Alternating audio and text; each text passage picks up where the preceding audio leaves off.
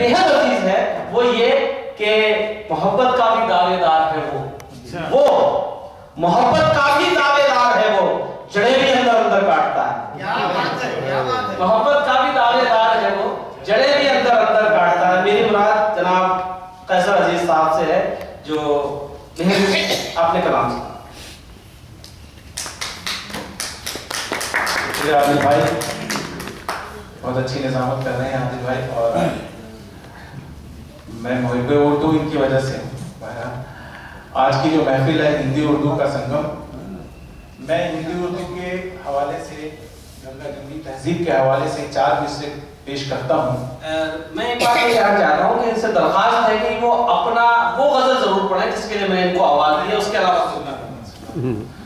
कि कभी सत्संग में जाकर सुने हम सार गीता का, कभी सत्संग में जाकर सुने हम सार गीता का, अदब से बैठकर कुरान के आयात तुम सुन लो।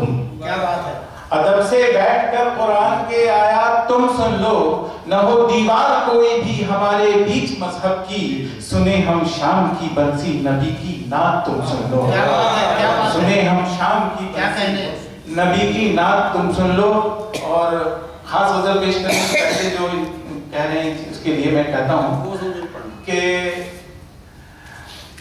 अगर बच्चों को हम उर्दू पढ़ाना भूल जाएंगे, अगर बच्चों को हम उर्दू पढ़ाना भूल जाएंगे, हमें फिर आप कहकर ये बुलाना भूल जाएंगे।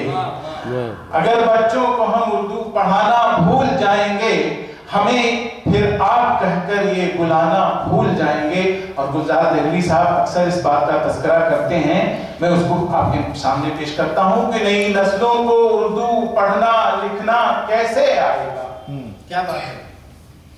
नई नस्लों को उर्दू पढ़ना लिखना कैसे आएगा, जो रस्मुल खत हम उर्दू का सिखाना भूल जाएंगे, जो रस्मुल खत हम उर्दू का सिखाना भूल जाएंगे।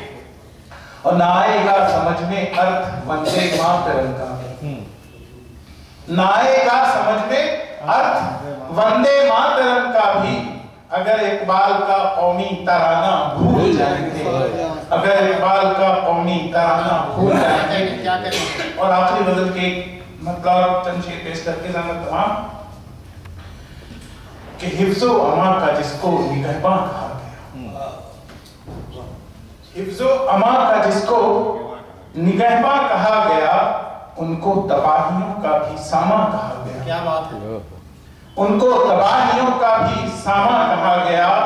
एक मतलब और पेश करता हूं कि ईसाई, हिंदू, सिख या मुसलमान कहा गया, ईसाई, हिंदू, सिख या मुसलमान कहा गया, इस मुल्क में सभी को ही यकसा, क्या बात है। इस मुल्क में सभी को ही यकसा कहा गया। और एक शेर हाजिर करता हूं, गीता का श्लोक है, उसको शेर में ढालने की कोशिश कर रहा हूं मैं कि तहजीब में हमारे है वो देवता समान, पहुंच जाएंगे आप उस श्लोक तक कि तहजीब में हमारे है वो देवता समान, घर जो भी आ गया जिसे मेहमान कहा गया। क्या बात है। घर जो भी आ गया जिसे मेहमान कहा गया।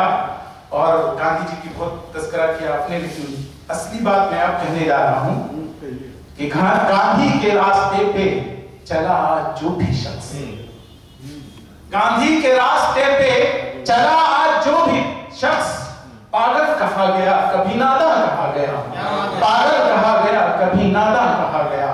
गांधी के रास्ते पे चला आज जो भी शख्स, पागल कहा गया कभी नादान कहा गया।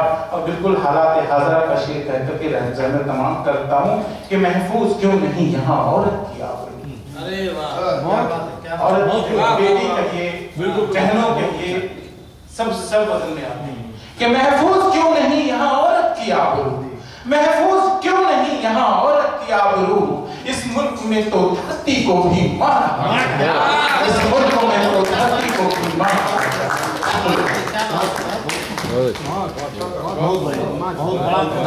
साहब के इस बेहतरीन कलाम के बाद जिसमें उन्होंने औरत के ऊपर हो रहे जुल्मों का इशारा भी दिया, मेरी मुराद है अब ऐसे बहुत मुबारक की ओर